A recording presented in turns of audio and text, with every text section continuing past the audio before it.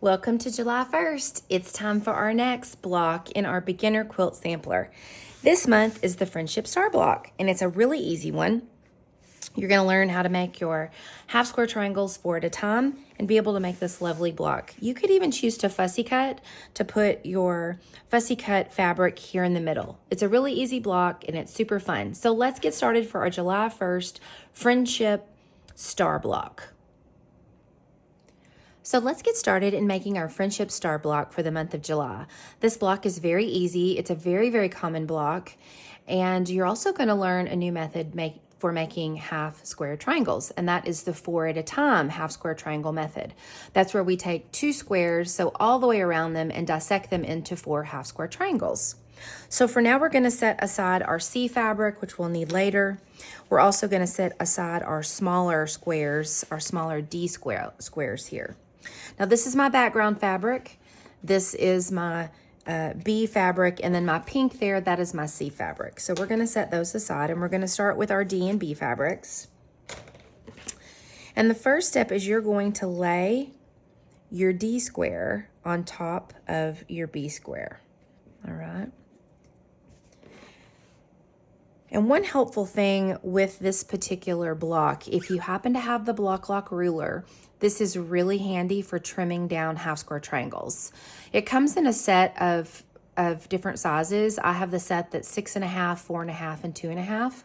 So I find that it's really helpful. I think you've heard me talk about it before in other blocks for this year-long block series, but it's got this groove in here. It locks in place, and I find it's really helpful.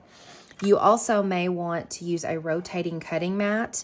I use my So Tights rotating cutting mat. It's actually a magnet, so I'm able to keep my ruler in place. But if you don't have those things, it's totally okay. You can actually use a square ruler that you have to square it up, and just a regular rotating cutting mat, or even just this cutting mat, okay?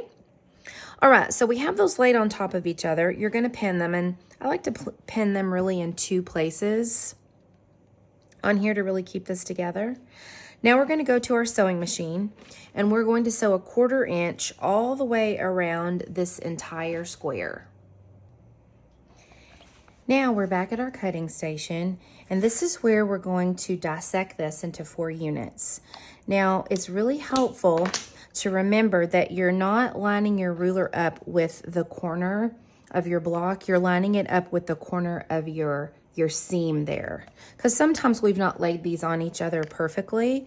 So making sure when you're laying your ruler here to cut these in half, you're lining up there with your seam, the corner of your seam.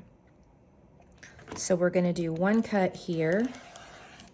And if you have a rotating cutting mat, this is where it's really helpful, because you don't have to worry about your fabric really shifting, and you just turn it and you'll lay your ruler here. If you don't have one, that's okay. Just be really careful when you do this to keep your pieces in place. And again, we will do another cut. And then we have 4 units. When we open that up, you can see the half square triangle. Isn't that nice? So we'll take this to the pressing station, and we're going to press all of these open, and we're going to press towards the darker fabric, or for me, that is the B square. So I like to set my seam first, so I'll just lay my iron on top of that, open it up, and gently use the tip of the iron to press that seam open towards your B fabrics. And then give a gentle press without warping your fabric, and I'll give those a starch. That really helps the fabric from warping or shifting. I have a few extra strings in there. It looks like I'm gonna have to cut those off. So we'll just use my little snips here. These are actually really handy because you don't have to put your fingers in the holes. You just do that. All right, we're gonna do this with all of them. So set your seam.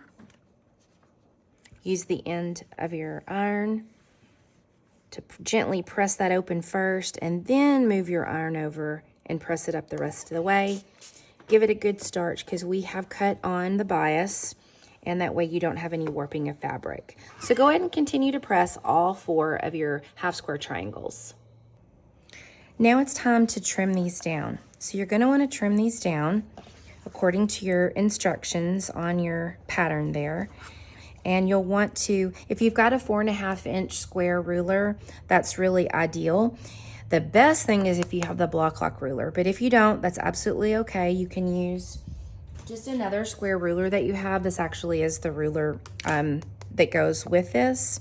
And you're just gonna wanna find where it is 4.5 on each side. So if you were just using a regular square ruler, you would find the 4.5 here and the 4.5 here. You would do one cut here, one cut here, and then you would have your cut there done.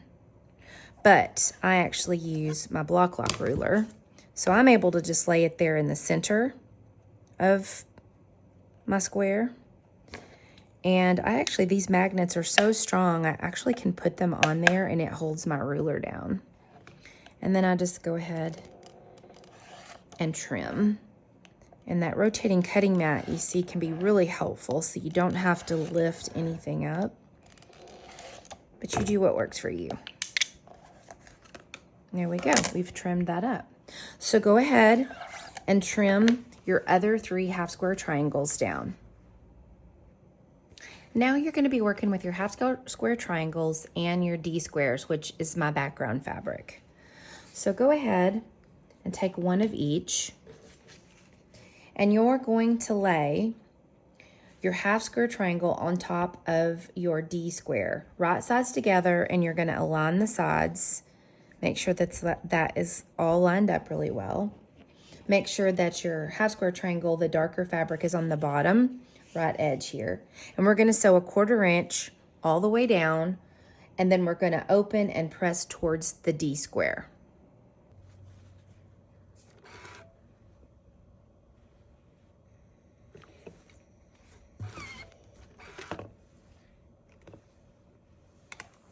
Give it a press.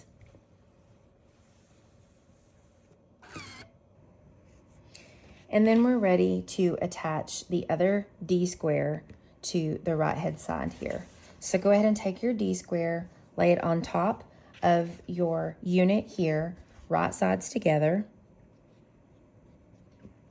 And then you're going to sew a 1/4 inch down the right hand side.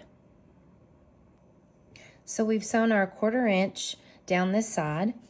You're going to open it up, take it to your pressing station, and you're going to press again towards your D square. You're going to make one more unit exactly the same way, which when you flip it like this, your second unit, it'll be the bottom, a bottom and a top. So go ahead and make one more exactly like this. Okay, so now you've got 2 of the same units made. So as you can see, if we just flip one of them over, this will actually be the bottom and this will be at the top. So go ahead and just set those aside. And now grab your last 2 half square triangles as well as your C fabric. And we are going to take 1 half square triangle placed like this with the B dark fabric here for me at the bottom. You'll take your C fabric here and you're going to lay it on top of your half square triangle. And then you're going to sew a 1/4 inch down here. Now that you've sewn this together, then you're going to take it to your pressing station and press towards the C square. Now you're going to want to take your last half square triangle and you are going to place it on top of your C square. And just make sure that the darker part of the fabric is on the right top side of your C square. And then you're going to sew a 1/4 inch all the way down. And this is what your unit will look like. And we've pressed towards the C square. Now we're going to get our other units that we have. That's going to be the top. This one is going to be the bottom, and you can see how this is going to be your star.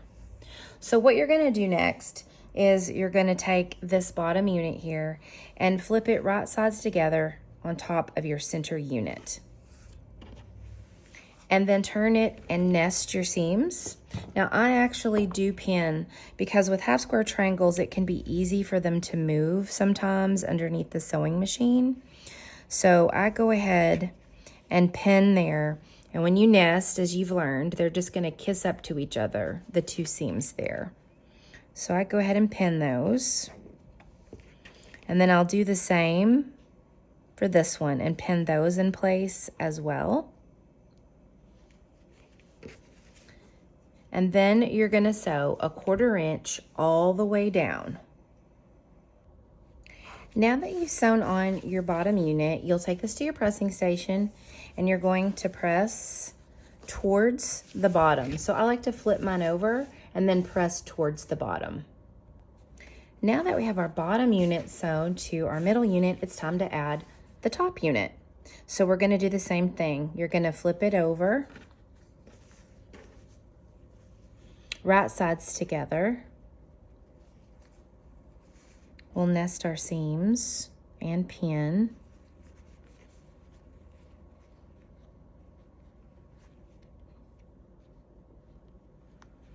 And then you'll take it to your sewing machine and you'll sew a 1/4 inch all the way down. And there we go. There's your friendship star. And we have pressed away from the center. So this is pressed up and this one is pressed down. Congratulations, you have made possibly your first friendship star block, our July block. And I hope that you enjoyed learning how to make the 4 at a time half square triangles, which makes it pretty easy, especially whenever you're making a block that only needs 4 of them, like this one is really helpful. Okay, quilty friends, well, I'm so excited to have done this block with you. I'll look forward to seeing you August 1st in your inbox when we make our next block for August. Until next time, quilty friends, make lovely things.